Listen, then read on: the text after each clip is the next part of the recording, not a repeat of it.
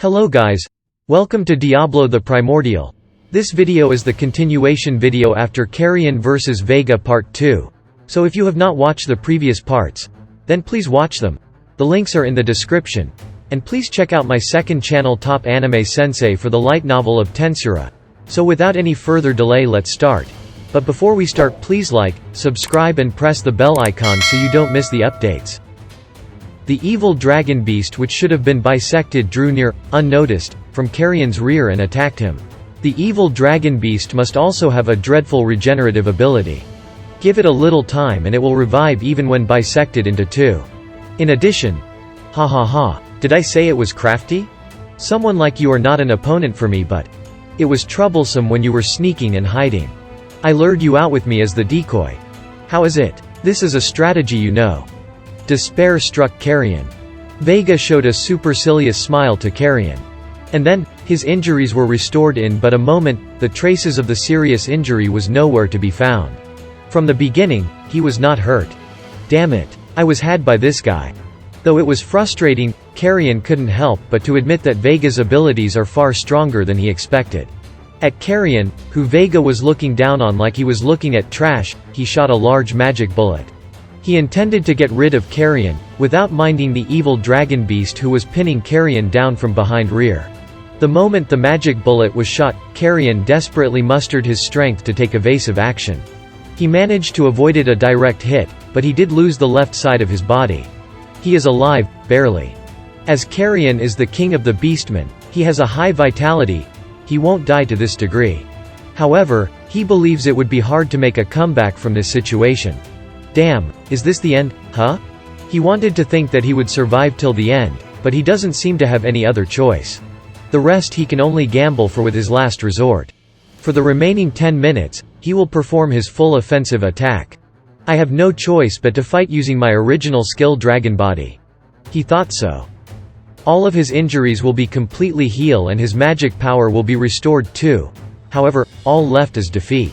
But he will die regardless. As things are now, there is no choice but to do it. Carrion resolved himself. And don't underestimate me. I will show you a man's way of life. So he shouted. Vega was smirking and making an unpleasant jeer. His eyes were as if he was looking down at a defeated dog. Such looks filled Carrion with anger and he was able to forget the pain. At the moment he was about to activate his ability. Wait, please wait. Hero is the one who always comes late. A stupid voice was heard. A dear friend of his, who was so out of place to the extent of the ridiculous. What jumped out of Carrion's shadow is one hobgoblin. Without any mistake, it's his dear friend, the genius who Carrion acknowledges. That person's name is Datta. He is the man who can dissolve this critical situation. As I was observing the battle between Milim and the silver-haired angel from the skies, I began to think that something was amiss. The silver-haired angel is definitely using Justice King Michael's castle guard. Confident that she'll be unaffected, she guides Milim's attacks into causing damage to the surroundings. This is a major problem, of course, but despite that, visually, the damage caused seems to be less than expected. Hey, if Milim were dishing out full power attacks, wouldn't there be far more damage than what we're seeing now? Affirmative. If it was a real attack by Milim Nava, she would reduce her castle to ashes in an instant. Of the predicted possibilities, the damage may have been reduced from the effects of Castle Guard. Or, Milim Nava still retains her sanity, and is controlling her output. Fumu. So that's it, huh?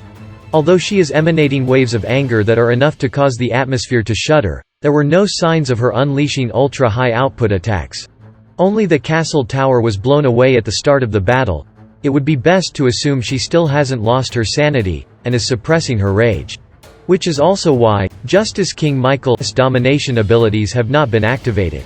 If Milim were to have totally lost her sanity due to her rage, she would have been dominated almost immediately.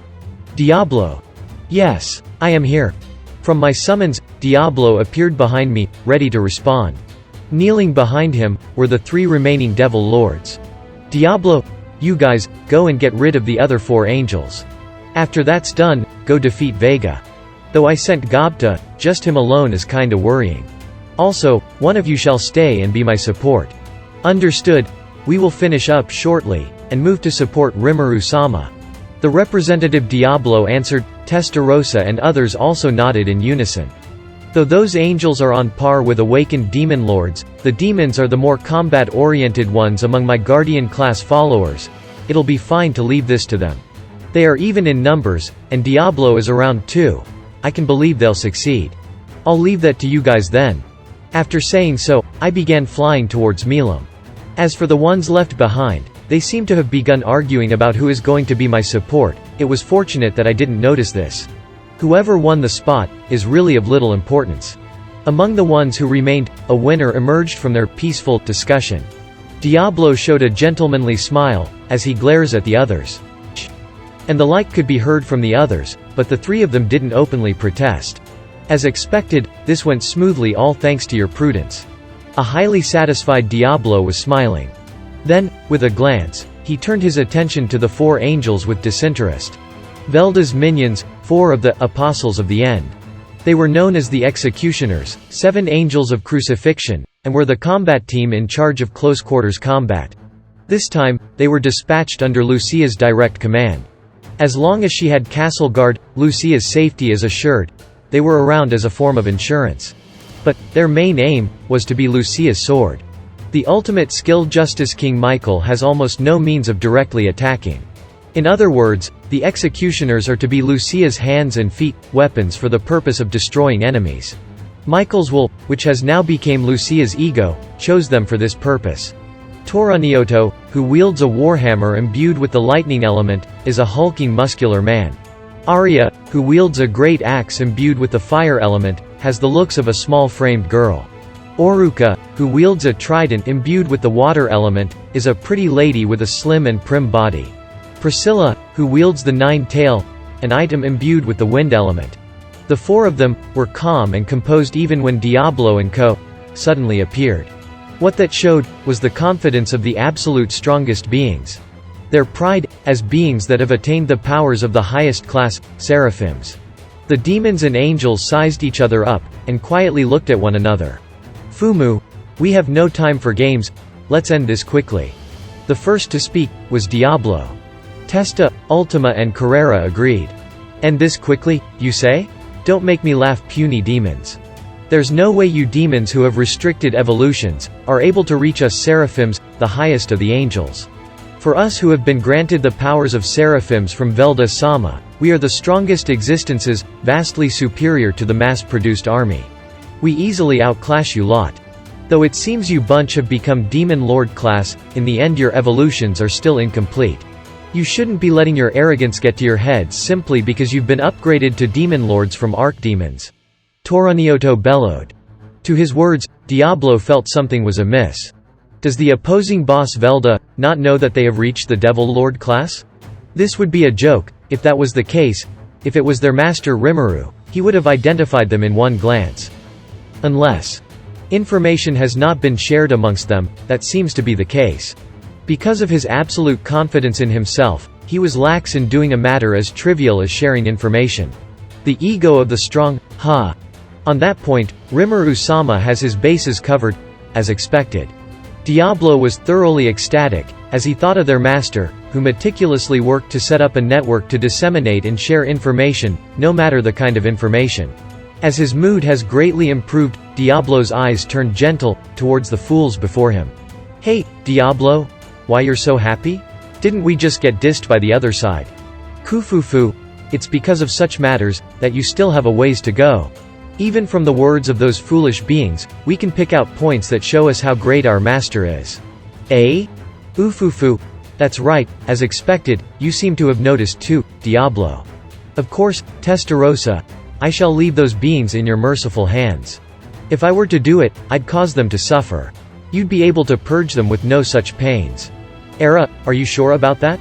Wait a sec. I still don't really get what you two are talking about. What this means, is that Diablo is saying he'll let us have his share. Testarossa very kindly, began explaining to Ultima.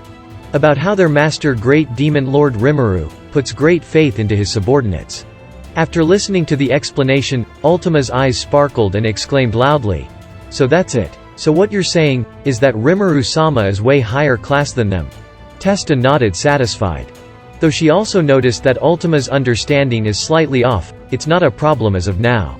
As she has reaffirmed the greatness of their master Great Demon Lord Rimuru, it is satisfactory for now. Hold up, what's this bullshit you bunch are spouting?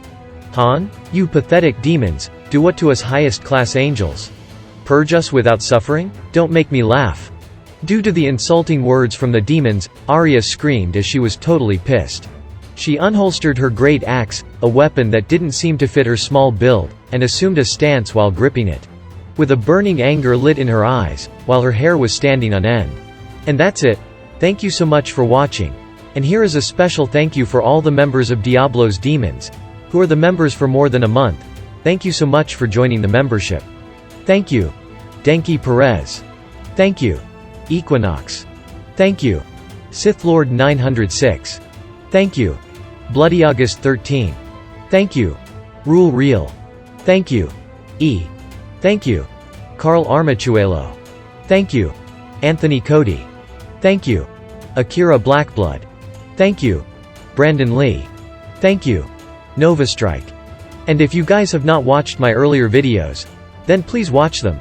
The links are in the description.